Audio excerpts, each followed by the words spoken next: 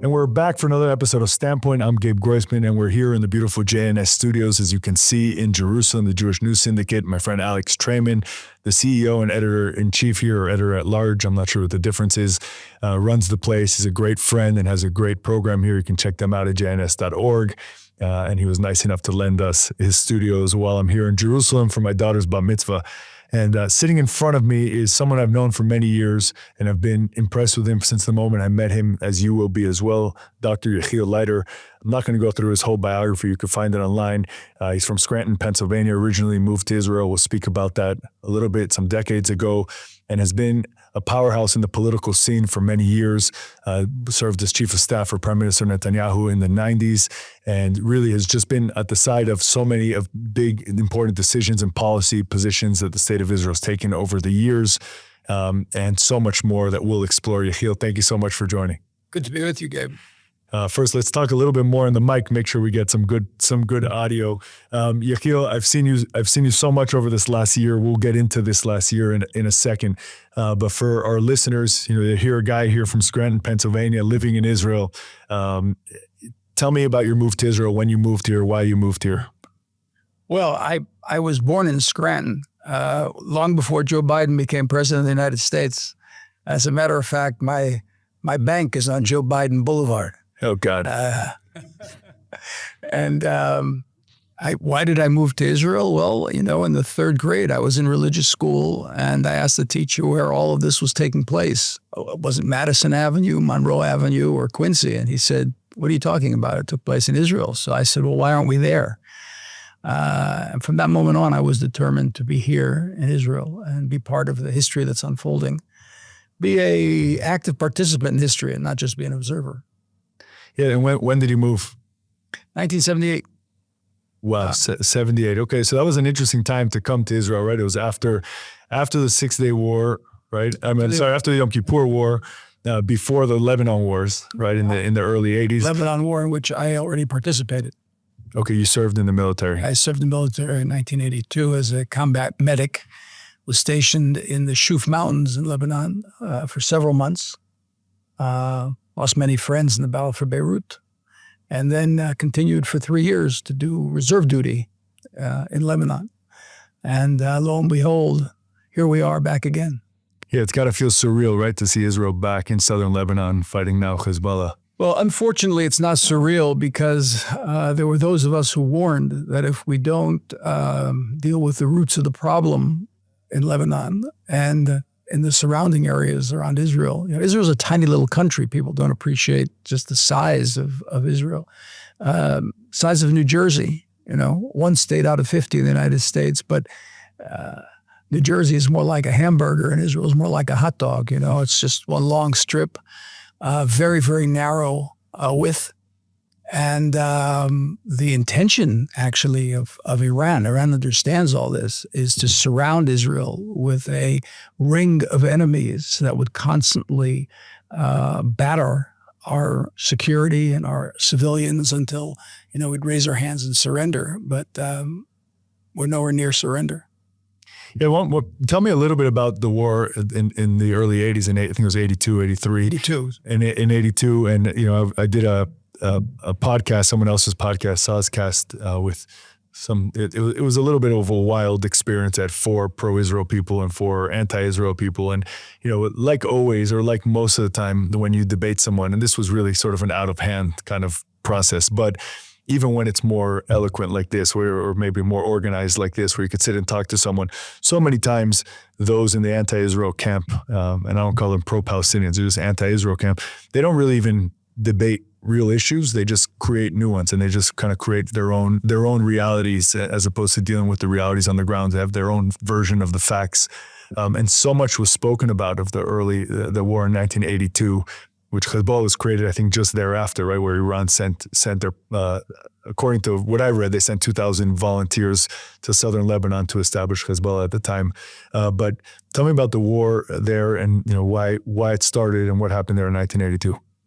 Well, I'll tell you about the war and what went on in 1982, just a general statement, because I think you made a very prescient comment just now about creating narratives. And something very interesting is the guru or the godfather of the Palestinian movement in the West was Professor Edward Said, a professor of literature, actually, in Columbia, a chair now occupied by Professor Halidi, who's a personal friend of Barack Obama. Actually, they babysat for each other's children. And Halidi wrote a book on the Palestinian narrative over the past 100 years. And following his mentor, Said, basically created a narrative. And Said said, the success of the Palestinian narrative will be wedding it, synchronizing it with the postmodern approach to reality. And the postmodern approach to reality is that there is no objective reality. There is no objective truth. Right. You create your own narrative. And he said, we're going to create a narrative. And the narrative we're going to create is that the Jews have nothing to do with the land of Israel. It's a whole new narrative, that the indigenous population were Palestinians. So if the British left Nigeria and the French left Algeria, why aren't the Jews leaving Palestine? Even though long before there was Islam, long before there was Christianity, there was a Jewish connection to the land of Israel. Christianity understands that. And that's why the widespread support within the Christian community for the state of Israel. Back to the war. And by the way, on that, before you go to the war, what's interesting is that you're hearing all the time now that the Palestinians have a connection either to the Philistines, which of course they don't, they were Greeks, or even the Canaanites. You're hearing the argument being made. I mean, it's ludicrous, but it makes it almost it's a good position for them to take. It's impossible to argue against. You can say anything. It's 1984, you just...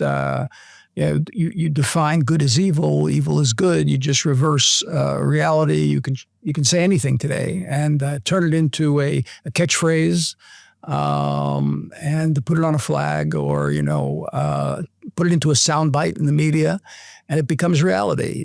From the river to the sea. I mean, these morons don't even understand where the river is, where the sea is, and what they're talking about. It's called for genocide. Right. In 1982, the Palestinian national movement, which was comprised of terror organizations that had been based in Jordan, actually, were removed from Jordan in 1970 by the king. The King Hussein drove them out because they were trying to take over the country. People don't appreciate the fact that there are people who really want to topple governments, take over, and murder the inhabitants. And this was the agenda of Yasser Arafat in 1970 in Jordan. And King Hussein had enough. And actually, with Israeli assistance, he pushed the Palestinian national movement, the PLO in particular, the Palestinian Liberation Organization, out of Jordan. And they went to Beirut and solidified their presence in Lebanon, and tried to do exactly the same thing in Lebanon, and were successful. I mean, they fomented a civil war in 1975 in Lebanon, which included Syrian involvement. Many, many, many people were killed. It's a very sectarian, very divided country. And they use their taking over of Lebanon in order to send fedayun, which are terrorists, into Israel to kidnap people, to murder people, to attack soldiers and civilians at will. So Israel was forced, after they tried to assassinate our ambassador to England, Zalman Argov, was shot and seriously, critically wounded in London, that enough was enough. And Israel invaded South Lebanon in order to push the Palestinian Liberation Organization past the Litani River. And we ultimately made it to Beirut, the result of which was a American coordinated removal of Yasser Arafat and his terrorist minions to Tunisia. And from Tunisia, they then continued to carry out terrorist activity. It was at that point where Hezbollah, where Iran said, well, we don't have the Palestinian proxy here anymore. Now we've got we got to create a different proxy. So we're going to take the Shiite sect of Arabs of Islam in Lebanon and build them up, bolster them, and make them a proxy of our aims in the Middle East. And as the years went by, the ultimate goal of Iran is to be a nuclear power, is to prevent moderate Islam from evolving, and to create a bulwark against American and Western influence within the Middle East. Yeah, and those in the United States listening, which is the majority of the audience, so many don't understand the connection between the pressure that Iran and its proxies are putting on Israel and the fight that they're bringing to Israel and the fight in their mind that they're bringing to the West. How for them, Israel is a seat of the West in the Middle East. It's a representative of the United States. It's a representative of capitalism and imperialism and all the things that they're trying to push against and fight against. And that's why when people talk about Israel being the canary in the coal mine and anti-Semitism being the canary in the coal mine and Israel being the tip of the spear of the fight for the West, so many times people push back and say, these are just narratives that you're saying, they're just slogans. But in fact, if you listen to them speaking, if you listen to Iran speaking, the Ayatollah, if you listened in the past to Nasrallah speaking, he's no longer with us, thankfully. But if you listen today to leaders of Hezbollah or Hamas or even in the Palestinian Authority, they're saying it. But somehow the American society and American leadership isn't listening. And you hear all the time, Yechiel, where they'll say, and Israel is guilty of this as well, saying, well, they don't really mean they're going to destroy us. They just have to say it to keep their people happy, right? Yeah. And I think Israel's eaten that a little bit after October 7th. Yeah. Well, you're absolutely right, Gabe, on so many points. First of all, there's been so much emphasis on Holocaust education. We've got Holocaust museums and Holocaust courses and Holocaust books and Holocaust trips. And sometimes I think the main point of the Holocaust, the most important lesson, is completely lost. And it's one simple idea. When someone says they're intent on eradicating you, believe them. And when the Ayatollahs say we're intent on destroying Israel and eradicating the Jews, when they host Holocaust denial conferences in Tehran, they mean it, okay?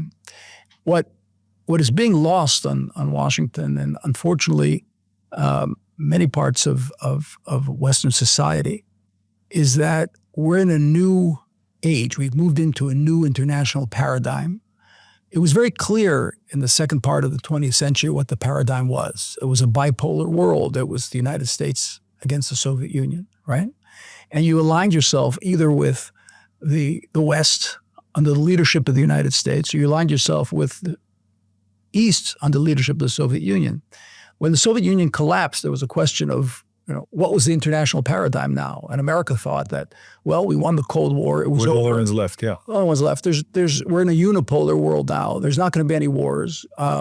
We started downsizing our armies. Israel was guilty of this as well. We said we just need a small army, no more tanks, no more artillery. We just need a few special units and the Air Force. And lo and behold, it wasn't the end of history. And now we've got a situation where a new bipolar world is emerging. Now, it's not the same bipolar world as in the 20th century. It's not a clear-cut United States West versus Soviet Union East, for capitalism versus communism. It's a more complicated bipolar world than that. We do have the United States leading the West on one side, but on the other side, we've got a consortium of anti-Americanism, of anti-Westernism. We've got Russian fascism, we've got Chinese communism, and we've got radical Islamism. And even though Russian fascism and Chinese communism are at odds on every ideological and political issue, and even though they're both at odds with radical Islam on every issue, what the three have in common is hatred of the West and the commitment to undermining and ultimately destroying Western civilization. And the notion that America had after the implosion of the Soviet Union, that we're at an end of history and everybody's marching towards democracy, is proving to be wrong. There are philosophers in Russia who say, no, we're not interested in democracy. It doesn't fit our civilizational DNA. And we don't have to copy Jefferson and Madison. We have our Tolstoy, we have our Dostoevsky, we have our Peter the Great. We have our own civilization. And where did this notion come from that everybody's going to be like America and democratic? We can wear Levi jeans and drink Coca-Cola, but it doesn't go beyond that. So the world is once again redividing into two polar opposites. We're in a new Cold War. Israel gets it because we're, exactly as you said, the spearhead. They're attacking us. In other words, the proxy war is here. But it begins here. Iran acting on behalf of this new polarity against Western civilization. As they say, Israel is the small Satan, the United States is the big Satan. So much of what happens in the West depends on what happens here in Israel. If we have a decisive victory over this radical Islamism leading this polarity against America, then what's going to follow is going to be beneficial to the United States and the West. If we're unsuccessful in our war against these Iranian proxies, against Iran, I mean, it's not even proxies anymore.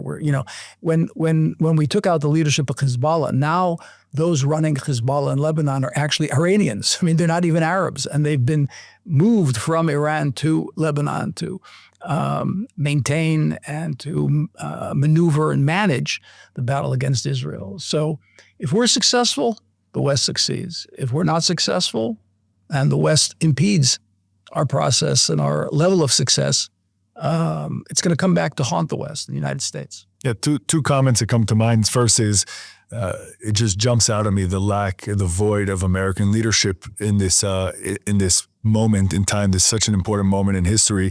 It just harkens back to sort of how much we need like a George W. Bush standing up and saying you're either with us or you're against us, right? There's no in between here, as opposed to now what we're hearing so much from the president, for sure, from Biden. We're hearing it a lot from Kamala.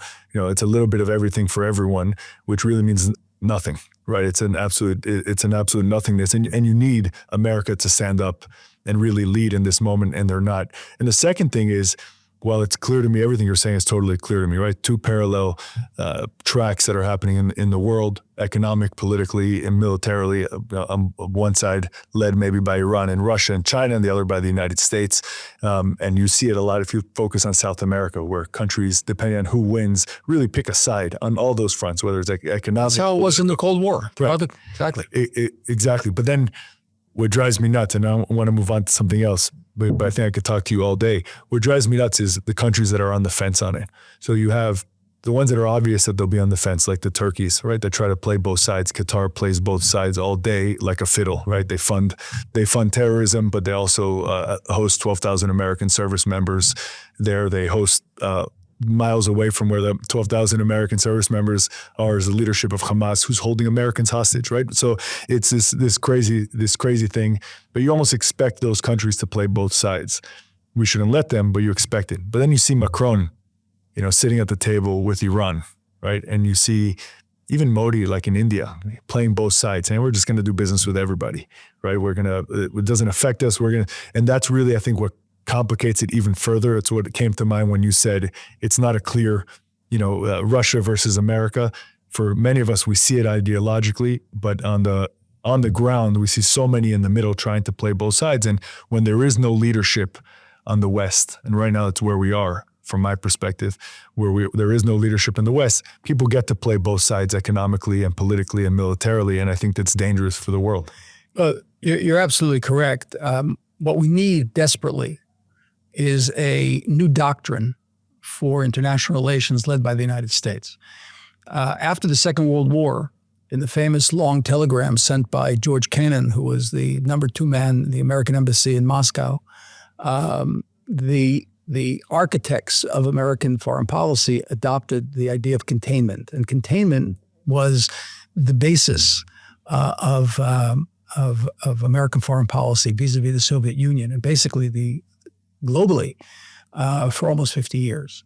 In 1993, when after the Soviet Union had imploded, the National Security Advisor for President Clinton, Anthony Lake, gave a speech in which he presented the new Clinton doctrine for foreign policy. And what's very interesting, I think few people will know this, but the person who actually wrote the speech for Anthony Lake, the National Security Advisor, was a different Anthony Blinken.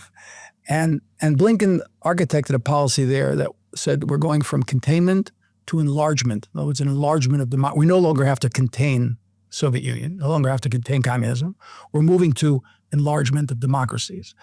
Well, 30 years later, right, we need another foreign policy doctrine, which, in my opinion, would move the United States and the West from enlargement to deterrence and engagement. Deterrence against our potential enemies and engagement with our potential friends. So we're waiting for that new doctrine. Hopefully a new administration in Washington will present that doctrine, because right now it's very foggy. It's very unclear. We're on the tailspin of a doctrine that's obsolete. And as long as we don't articulate a new doctrine, we're going to be floundering. And you're going to have people sitting on the fence. And then you're going to have people saying to Israel, well, you have every right to defend yourself, but don't enter Rafah, or don't enter Lebanon, or don't bomb Beirut, or, tie one hand behind your back and try to fight.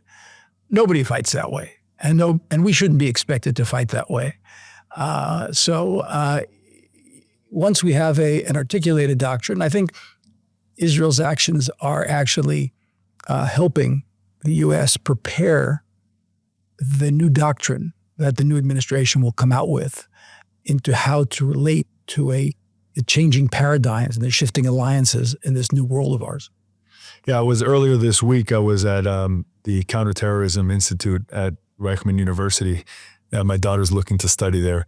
And I met with the dean, or the president. And, we were just talking about how counterterrorism as a field of study, but actually as a field of within government, there's so much that's esoteric and philosophical, right? But counterterrorism isn't one of those, right? There's real consequences to political decisions that are made in dealing with terrorists and terrorist regimes. And, that brings me a little bit to October 7th. Everyone in the audience knows what happened on October 7th. If they've ever listened to my show before, we've spoken about it many times. I've had survivors on, et cetera. But, what I'd like to talk to you about, you've been involved in Israeli politics forever. Not in elected office, but sort of on this, what we call the smart side of politics internally. And it seems pretty clear that Israel was caught flat-footed, not just on October 7th, but in the way Israel was dealing with Hamas and the way that they were methodically building up towards this attack, or some attack, but ended up being this attack, right? Whether it was bringing in all the materials for the tunnels that they did, building the tunnels themselves right under our noses, or Israel's noses, bringing in all the rockets, the thousands and thousands of rockets that they brought in over the years in this through this so-called blockade, right? Somehow they still were able to do that. And then on top of it, as it got closer to October 7th, as you know, but breaking down the no man's land, the no-go zone before the fence, getting up to the fence. They were paying for protesters to protest up against the fence all the way until, as you know, so you can recall, there were these holes through the wall and through the fence, and an Israeli soldier went to look, and he got shot literally in the head from the other side of the fence or of the wall. And this was going on and on and on until the days before October 7th, when they were training with the pickup trucks even. And then the day before, they all they activated their cell phones at the same time.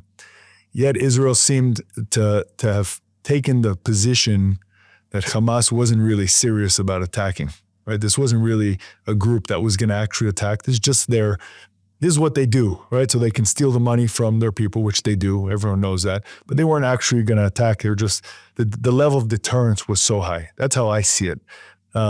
First of all, do you see that the same way? Was that really just a miscalculation for so many years by the Israeli government and military, or was there something more there? These are the kind of issues that are going to be studied for decades. I don't think that even an investigative committee that'll sit for a year and listen to testimony is going to be able to get to the root of what took place. This is a series of mistakes and miscalculations that in the cumulative ended in a total disaster. There are many books trying to figure out what happened in the First World War, how Europe went sleepwalking into a world war that cost tens of millions of lives. We still don't understand how everybody, except for Winston Churchill, poo-pooed the very clear agenda that Hitler set out from the very beginning, and how we ended up losing 65 million lives in a world war and a Holocaust. How could it be that Mao was able to kill 60 million people by starving them to death, and Stalin some 30 million people, all in the age of technology and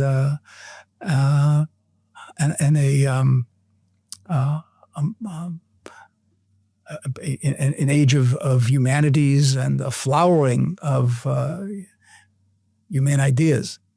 So it's gonna take a long time for us to figure out what exactly happened here. I think there was a lot of focus on Iranian development of nuclear weapons. I think everybody thought that that was the most important thing, and we don't have to pay attention to these small groups nearby.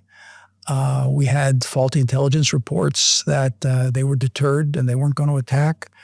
What we have to learn from this is that we have a tendency as human beings to translate reality to fit into our pat notions of what we want to believe. And we wanted very much to believe that Israel's survival is no longer really a threat, that we're past that after the Yom Kippur War, that the only threat we really have to deal with is the nuclear armaments in Iran. And it was comfortable, and we didn't want to leave that comfort zone. So everything that we saw that challenged that comfort zone, we translated in a different way that would allow us to remain content and comfortable. And it's a huge, huge mistake. And I mean, the people of Israel have shaken themselves out of it now. There were those who warned. I mean, listen, there were those on the conservative political spectrum here who said all along that we can't ignore what the Palestinians are doing, what they're planning. We shouldn't ignore what they're declaring. But they were a minority, and the country wasn't ready to go to war, not in the South or in the North. And we paid a very, very dear price for it. So the important thing is where we go from here. And right now we have a tremendous sense of camaraderie. I think the vast majority of the country is committed to seeing this war through until we have a Hamas and a Hezbollah completely depleted of any military and political power so that they can't once again regroup and try to carry out these atrocities against the state of Israel. Yeah, it's obviously something that's going to be studied for years. It's difficult. I often say something you just said, just not as eloquently as you say it, but people, after October 7th in particular, we in the West entirely, not just in Israel, need to see things how they are and say things the way we see them as opposed to the way we wish that they were. And we're seeing that over and over. By the way, in internal issues where you're talking about institutions in the United States, whether it's not just universities, but social groups. I speak to friends on the left all the time. Great people who really have their heart in the right place and have given themselves for years for every quote unquote social justice cause that exists because they're just nice people and they want to stand with the weak and do the right thing. And they didn't realize everything else that was behind this whole DEI intersectionality movement. And then suddenly they were the Jews standing alone, right? With everybody standing against them. But they have to now come to terms with their reality. Unfortunately, I don't want to say unfortunately, now that it's an election, now it's the real time, right? But now it's where people are going to have to decide if they're going to stand with these sort of social things that they stood with for years, or as an American Jew, I can say, or stand with the only candidate that actually is doing anything to try to protect the Jewish people in the United States and the state of Israel, which is Trump. And I'm having these tough conversations with Jews all over the country all the time on why they have to support Trump, whether they like him or not, whether they like even his policies. Some people on the right, people often say, I don't like his personality, but I like his policies. And I always think it's a ridiculous argument because you're not voting for a best friend or for someone to have a beer with, right? You're voting for someone to implement policies. But on the left, people that are on the left, center left in the United States, I'm often, especially in the Jewish community, not only, but especially in the Jewish community, I tell them this isn't an election where you have the ability or the privilege to vote on any of these other issues that matter to you. This is really a time for the American Jewish community for survival and for survival within the United States. Not that we're going to be driven out anytime soon, but the honeymoon period is for sure over, right? So then the question is, who's going to stand up and bring things back to normal for us? And from where I sit, it's not going to be Kamala Harris. We can get into that. I hope you'll allow me the liberty of anything you want of not endorsing a candidate. Anything you but I think it's important to stress two things. First of all, ideas have consequences. There's a very important book that was printed after the Second World War by a conservative philosopher by the name of Ernest Weaver. He said, ideas have consequences. Sometimes we think that People create ideas in ivory towers, universities, and they really don't translate into anything. I mean, everybody thought that things like, the woke 10 commandments of DEI and intersectionality and so on were harmless, okay? So what if we confuse genders? But we saw the beginnings of the deleterious effects of that when people compared Israel to Hamas, or actually confused who was the moral autonomy, who was the moral body here. If you can't distinguish between a man and a woman, you can't distinguish between Hamas and Israel. It's just that simple. Ideas have consequences. And if you erase your history and if you create your own narratives, at the end of the day, you're going to confuse truth with falsehood and what is moral with what is immoral. And you're going to have a society that's just going to crumble. You have civilizational collapse. And we're at the brink of that in Western society today. You have a situation, for example, where there's a celebration of death. What do I mean when I say that? Well, there's not one country of the developed nations other than Israel that has replacement fertility. People simply aren't having children. Now, if you don't have children, it's not just a problem that you're going to have 30, 40, 50 years from now when you don't have a population. You have that problem right now because you have no working hands. You have nobody to pay the pensions of people who are living longer. So you want to know the reason why there's illegal immigration to Europe and the United States? Well, here it is. You don't have working hands. You need immigrants to go into the factories and work because you don't have children. And if not having children, not having a young society has tremendous ramifications. You have, for example, a shortage of the U.S. Army of 45,000 conscripts every year. Okay, the U.S. Army is short 45,000 people every year. That's serious. That's serious stuff. If the United States is going to continue to have a leadership position in the world, and it must. So ideas have consequences, and we have to battle on that field of ideas. It's very crucial. And going into an election process, people just have to assess where are the ideas with which I want to identify, which is going to solidify our future and which is going to cause decay and rot. Yeah, I agree with you 100% on the ideas as consequences part in particular.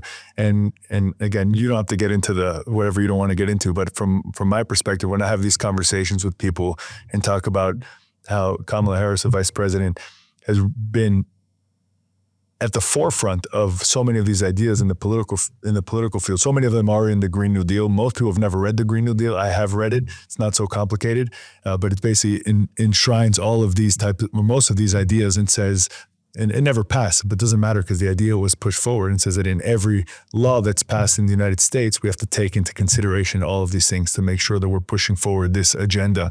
And it's very hard for people to put their arms around that sometimes and to see the consequences. I just wish they focused more on what's happening in Israel, because Israel's sort of, I don't know how many years ahead, but several years ahead in the United States, from the United States, in seeing consequences from these kind of ideas.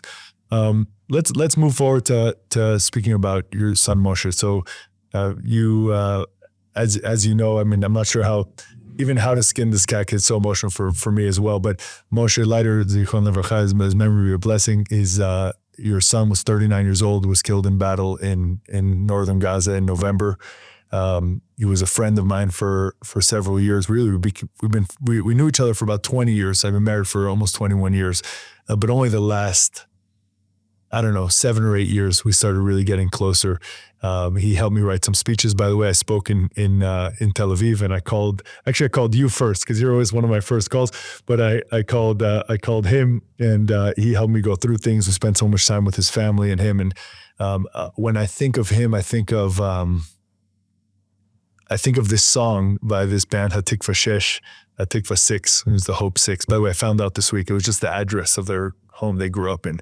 Everyone tries to figure out what the band was called, but they wrote a song. They didn't write the words. They took a poem that was written about the war and put music to it, and it's been sort of a hit song. It's a weird term to use for such a serious song, but it's been a popular song since the war broke out, saying that I'll translate the chorus, which says, I know everybody here, it looks like a regular place, but we're a nation full of superheroes out to save the world. And it talks about how the bus driver is now driving a tank over here, and the school teacher is in a special unit here, and etc.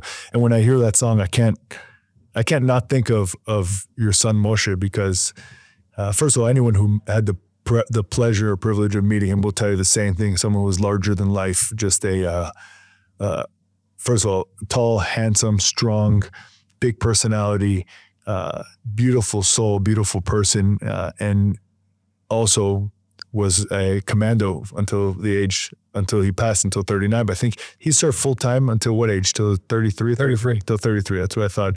I think he was a captain in Shadag. Did I get that right? He was a major. A major in Shadag, so the commando unit of the Air Force. And then he went to medical school after that. I remember when he told me he was enlisting in medical school, I said, Moshe, you're nuts. You're 33 years old. I think he had, I don't know how many kids he had then. That's four. Yeah, so you have 4 kids then. I said, you're 33 years old. You're going to get out of the Army. Go get a job. What are you talking about? He already finished college because he did it while he was in the Army. I said, what do you go to medical school? Like, who goes to medical school? He goes, this is what I'm going to do. I want to be a doctor. I'm going to figure it out. Where are you going to go? I'm going to go to Ariel University. I'm like, isn't that an hour or so from your house? He says, yeah, it's okay. I'll figure it out. And he was doing reserve duty throughout his time in medical school, which was not easy is an understatement. So made his way through medical school, has just signed up for his MBA in healthcare management, I believe, and then was going to do his residency when the war broke out. Tell us a little bit, for those who don't know, about Moshe. I need a podcast that goes on for several hours to talk about my son. He was actually going to start his residency, his rounds in the various hospitals on October 8th.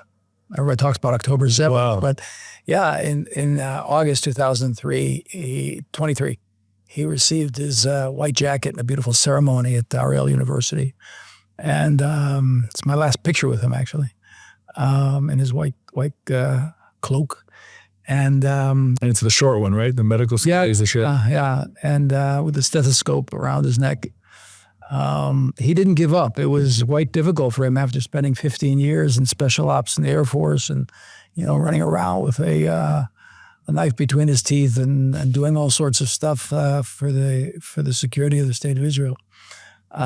He decided to go to medical school actually when he was the head of a security team that went with the home command of the IDF to save people that were trapped in the Philippines after the earthquake. And then he was there with another friend of yours, Golan Vach, a colonel, who was in charge of the home command, actually, to help people, rescue them from fallen buildings. And when Moshe was in charge of security, not healthcare, but when he saw the Israeli doctors bringing people back to life after 6-7 days under rubble, he said, that's what I want to do in life. And he was actually in line to become the commander of that particular unit in the Air Force, which is the equivalent of the U.S. Delta Force. He actually trained with the Delta Force in the U.S. Several weeks. He tells a cute story about training with the Delta Force. He says, one night after training, we were jumping out of helicopters and running around, and I was laying down with one of the guys having a cigarette, and I said to him, so what do you think? I said, you guys are pretty darn good, I said to him. And he said back, he says, yeah, we got the brawn, but you guys got the brains. But he was intent on going to medical school when he came back. At first, getting in was very difficult. He didn't come from an academic background. He came from a military background, but he made it. He got in. I once asked him why he was successful at everything he did. He said, Dad, I'm not successful at everything I did. I just don't give up. I refuse to give up. But he didn't give up on anything. So even when he was in med school, he continued to do 80, 90 days of reserve duty a year, sometimes very difficult reserve duty. It wasn't office work. And he also ran 2 companies in order to maintain his family. He had 4 kids and 5 kids. And when he was killed in Gaza, he had just 2 months prior, he had his 6th child. Ivri was 2 months old when he died. He led actually the commando forces of the IDF into Gaza. It entered in a pyramid fashion, and he was the point company to lead the entire brigade. The brigade commander chose him. He says, "This is the guy I want to lead the forces into."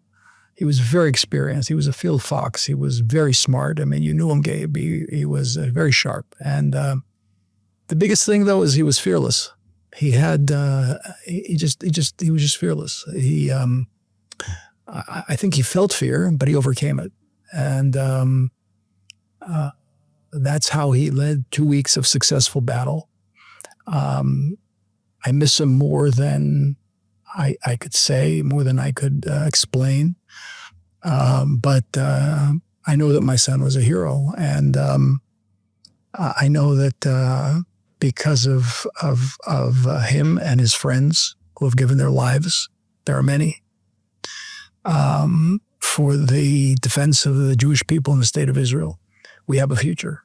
And if people are willing to sacrifice, give of themselves, make the ultimate sacrifice, then our future's in question. But as long as we have people, he volunteered. He didn't have to go because of his age and because of the 6 children. But he knew that he was needed. And he said, after me. So I thank God for the 39 years that I knew him. I learned more from my son than I think anyone else in the world. He was a unique, very unique human being. I thank God that one of my other sons, who was under his command, that was just 30 feet away from him when he was killed, is okay. I thank him for all my other children. Just today, on the way here to the studio, my second son, Neria, who you also know very well, great guy, is being called up to the north, the Lebanese border. My little one is in artillery. He's down in the south. I pray that God watch over them. They do their job, and we complete this war so that people who want to live in peace can live in peace. So I'm going to ask the listeners and viewers, those of you who pray for Israel and for the soldiers, to think of the Leiter family, because you guys are really just a shining example of Zionism and of Israel and of the Jewish people. And I just wanted to share with you a couple things. One is that Golan Vach, the mutual friend that we have with Moshe, and for the listeners, I'll just share the story. I don't know that you know it either, but when I was mayor in Bal Harbor, the building in the town next to us, which is actually the building I grew up in, the Champlain Tower South, 8777 Collins Avenue in Surfside, Florida, collapsed in the middle of the night. I got a phone call from a friend, Daniel, a younger guy who grew up in Miami, but actually served in Duvduvan in a unit here, in a special unit here in Israel. And he called me, and when you're mayor, you don't put your phone on silent at night. So my phone is ringing, gets me out of bed, I answer, and he says, my friend Daniel says, my mom's building collapsed. I need your help. And I'm like, which building? And he tells me Champlain. Not my city, but 4-minute drive from my house, just the city next door. And I didn't know what he was talking about. I put on my jeans and I just went. And I don't even know if I had shoes on. I drove over there and got there. By the way, he got his mom out of she was in the section of the building. It's like an L shape. One side collapsed, the other side stayed. By the way, in that corner in the L, those were corner units that were split in half. And it really depended on whether people were in the living room or in their bedroom, whether they lived or died, which was a really crazy, or how some people had redone their apartments to flip it around to see if they lived or died. And she was in one of those units, made her way down. A few days later, the IDF, Israeli Defense Force search and rescue team, came to help in the efforts, and really just to help in the effort. It was a small team. It was an incredible team. They brought a lot of technology with them and know-how, and they helped out with the search and rescue teams from Miami, Florida, Broward, really all over the country. Ohio, people came from all over to help on this. 98 people were killed in that collapse. And they really couldn't even get there. It was what they call pancake collapse, each concrete floor on top of the other. But I was on national television, I think it was CNN, walking with the commander of the Israeli group. And, we were all in a daze. So these days were really tough days for us in South Florida. And my phone starts buzzing. and buzzing and buzzing. And I look at it and it's Moshe. And why is Moshe calling me right now? So I answer the phone. And he says, hey, tell Golan I say hi. I say, who? He says, Vach, the guy next to you. So I'm like, how do you know him? He said, well, we grew up down the street from each other, we're close family friends. I'm like, only in Israel. And I hang up the phone because I couldn't really talk. And I told Golan, and it wasn't really a moment of, it took weeks for us to kind of smile about it because it was kind of one of these chaotic moments. And Golan and I became close friends as well. As a really special guy. By the way, as you know, a tunnel collapsed on Golan as well, and he was saved. He was hours and hours trapped. He actually was wearing a brand new helmet that was donated by someone in Miami, actually, who I know, Daniel, shout out to him. And because this helmet kind of protruded from his forehead quite a bit, it was a big helmet, he had a little bit of a pocket of air in front of his face until they were able to get to him. That is the reason why he survived. But I'll tell you what Golan told me. So the day that Moshe was killed, it was in the U.S., it was Shabbat during the day. And we found out because someone, my sister-in-law came running in. Someone told her and she came running in. I had hosted Shabbat lunch in my house that day, Saturday lunch in my house. We have 50, 60 people because, we have a crazy big family. But after lunch is when you and your friends hang out. So my friends stayed over and we were just kind of hanging out, having some drinks, hanging out, whatever. And she came in and told us what happened. We turned on our phone immediately, even though it was Shabbat. And I said, it can't be true. And I saw the actual announcement. I think I saw the Instagram post from the Air Force, if I'm not mistaken, from the IDF. And the second Shabbat ended, this was November, so it must have been, or it was end of October, it was November, beginning of November, I'm sorry. It was November 10th. Okay. It was, it must have been 6:30 p.m., which is 3 a.m. in Israel. My phone rings. The second Shabbat ends, the Sabbath ends in Miami, my phone rings. And it's Golan Vach, that mutual friend. It's 3 a.m. Oh, it's beautiful. Here, we'll show it. If we can look at this camera here that I'm looking at, there's a beautiful magnet card that they made of Moshe. So everyone could see him. I can leave it here. And Golan stayed up till 3 a.m. to call me because he wanted to make sure he spoke to me. And we stayed talking for a while. And even though it was the middle of the night for him. And he told me that he entered Gaza with Moshe. First week and a half, because he's an expert, a demolition expert. So he accompanied Moshe as the point commander, the point unit that was dealing with the initial battles, and coaching him on what buildings he can go into, what buildings he couldn't go into, and so on. And he left Moshe. He actually took shrapnel during that time from an explosion. But he left Moshe about 4 days before the booby-trapped tunnel exploded on Moshe. Yeah. So two things I'm not sure if I'm supposed to say or not, but I'll say them anyways. One is Golan picked to go in with Moshe. Yeah. So he was actually assigned to go with another group. Correct. And before he went in, he says they were all lining up outside of, in the south of Israel, outside of Gaza, and he was with his group. And he started walking around and he saw Moshe. Yeah. He goes, you guys are going in first and it's with you? I'm going with you. And he went back and told the guy who assigned him, and he's so high ranking, he kind of could do whatever he wants. And he chose to be with him. And then he also shared with me, I'm not sure if I shared them with you, but pictures and videos of Moshe from those last 2 weeks. And what was so stark for me, what really stood out for me was this guy is operating in really tough circumstances, really tough. I mean, you see the videos, just this Gaza's decimated. It is because they built tunnels and the terrorist infrastructure in and under every single house. And when you do that, they're going to get destroyed by freedom-loving people that don't want to get killed. And somehow his face still seemed happy and relaxed and in control. There's a picture of him in a home leading a meeting, it looks like. They're all sort of sitting around him. And he's just himself, even there. There's a picture of him kneeling down by a wall full of rubble. Yeah. And he turns back and smiles. And it's like, that's him. I mean, I think if I were there, having the upbringing I had, just the reality, I don't know. I would be out of my mind in fear and it'd be a different person. He was him no matter where he was. Just like when he showed up at Golan Vach's home in the north with my family and I when we were up there, a year or so ago, maybe I guess 2 years or so, and he drove up with his entire family and shows up. It was Passover, and he shows up with a huge watermelon, the size of his torso almost, and a big smile on his face. He's like, "This is what I brought." He was always smiling. Yes. He was always smiling, even in battle. I mean, he was very, very serious, a very accomplished soldier and officer. To this day, I hear from his team members who were with him for, I don't know, close to a decade, who went on all sorts of operations that are still classified, that he would get them out of situations with his calm and determination. He never lost it, never lost control. And the only real sadness I have about the explosion, of course, I'm overwhelmed by the fact that I lost my oldest son. But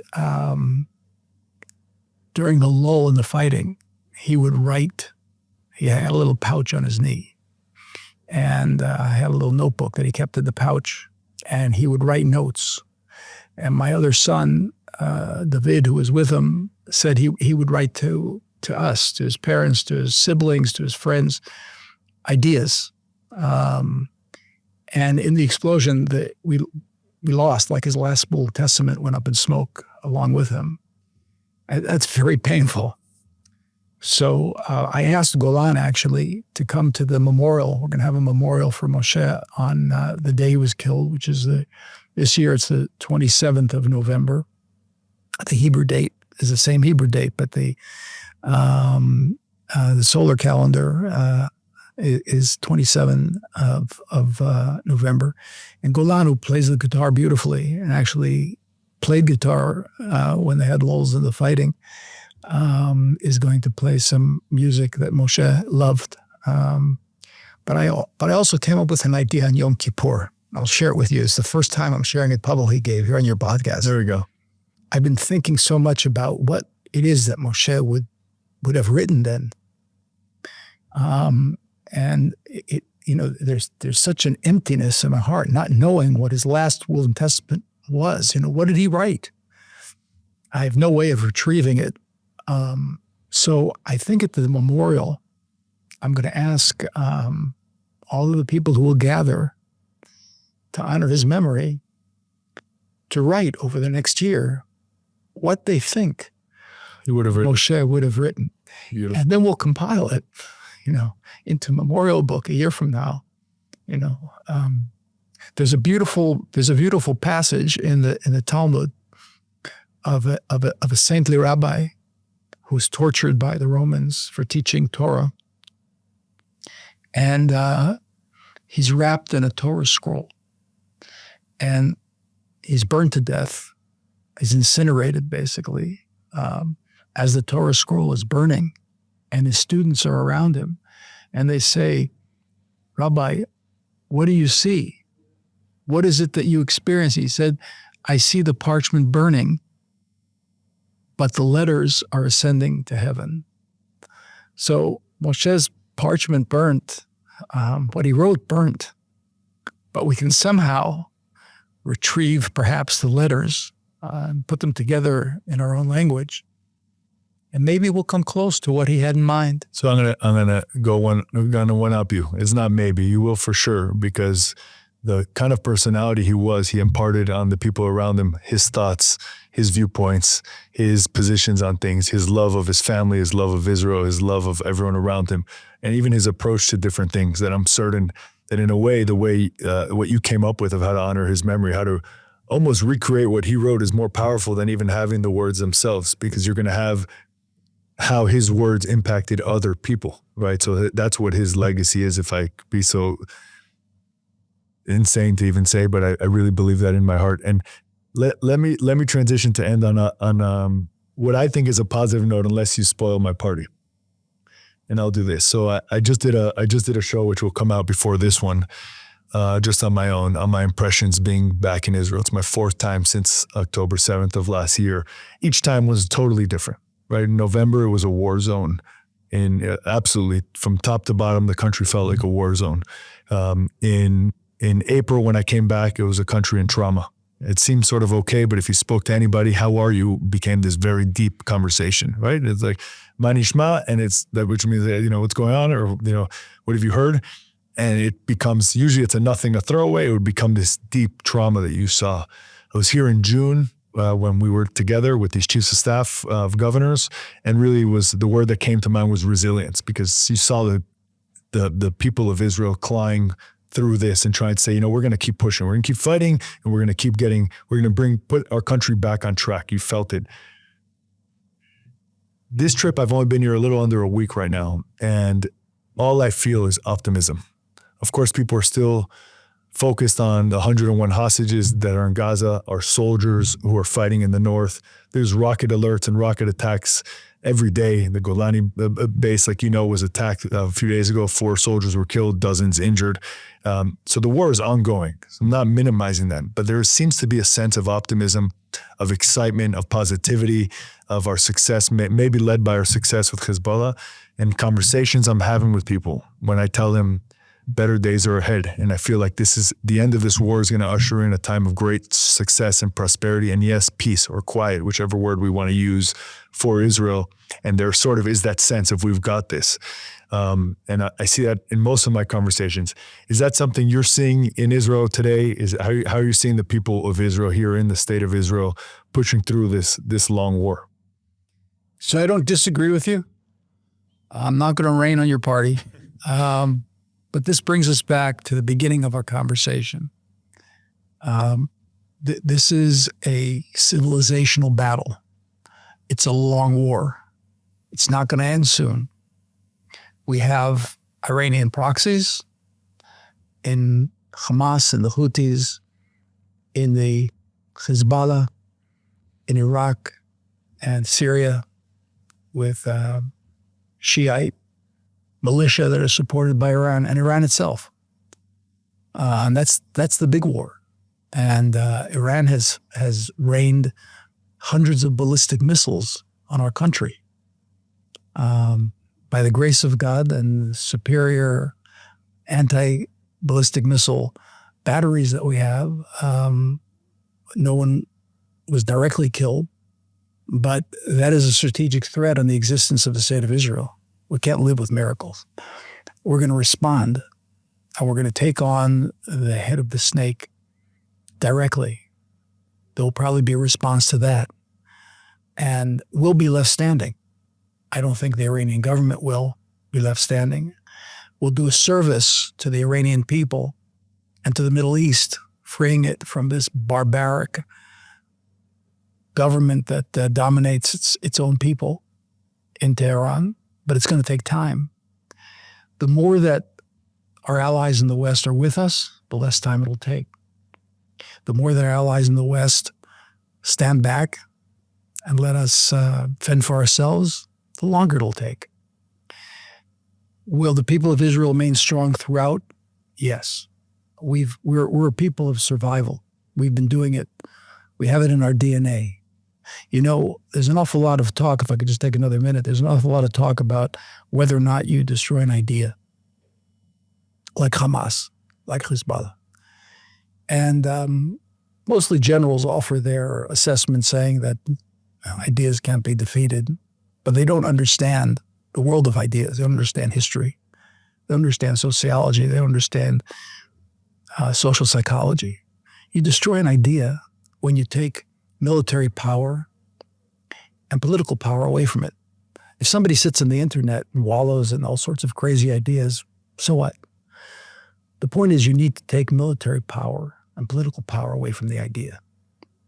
The only idea which wasn't destroyed, even after military and political power was taken from it, is the idea of the return of the Jewish people to Zion. For 2,000 years, we didn't have political and military power. We were spread to the 4 corners of the earth, subject to every kind of persecution, physical and spiritual, and yet we came back to Zion in fulfillment of the prophecies of Isaiah and Ezekiel. It's the only idea that has never been destroyed. So we're not going to be destroyed. And we're going to survive this. But there is trauma. People are hurting. We have, as you said, the hostages still being held. They have thousands of people in their families that are affected by it. Then you have 65,000 people removed from their homes for a year from the north. People were still removed from their homes in the south, can't go back. People living in hotel rooms on the 11th floor with 3 or 4 children for a year. That's untenable. Businesses that have been destroyed. Alongside of those 65,000 people are tens of thousands and hundreds of thousands of their families that are indirectly affected. And then you have the people of the injured soldiers and of the soldiers who've been killed. So you have literally hundreds of thousands and a few million people who are directly affected by the war. So there's going to be trauma and there's post-trauma. Okay, I have post-trauma in my own family. There's post-trauma and we're going to deal with it. But because we're a people of survival, we're going to come out from it better than we were before. It's going to strengthen our resolve. It's going to strengthen our future and the future of humanity. I agree. I couldn't agree more. And all I'm thinking about, and we'll end on this, is there was a news story early on in the war in Israel where they interviewed an older guy on the street in Tel Aviv. And he said to the cameraman, "I want to apologize to the younger generation." He says, for the last several years, I've been saying this generation is lost. It's a generation of TikTok and Instagram, and they don't have the grit that we had when we built this country. And he says, I was wrong, because this younger generation has been unbelievable and they're stepping up in ways that I never imagined. And because of them, I know we have a great future. So Yechiel, thank you so much for taking the time to sit with me here in the studio in Jerusalem, for driving in to meet with me on this special day. I could speak to you for hours, but I know we got to keep this in a level where the file won't be so big so we can actually upload it. I know we went long, but thank you so much. Well, it's great to be with you, Gabe. Good luck to you, to the podcast, and to all your listeners. Thanks. We'll see you next week here in Jerusalem. We've got some more interesting and exciting guests, and we'll see you next time.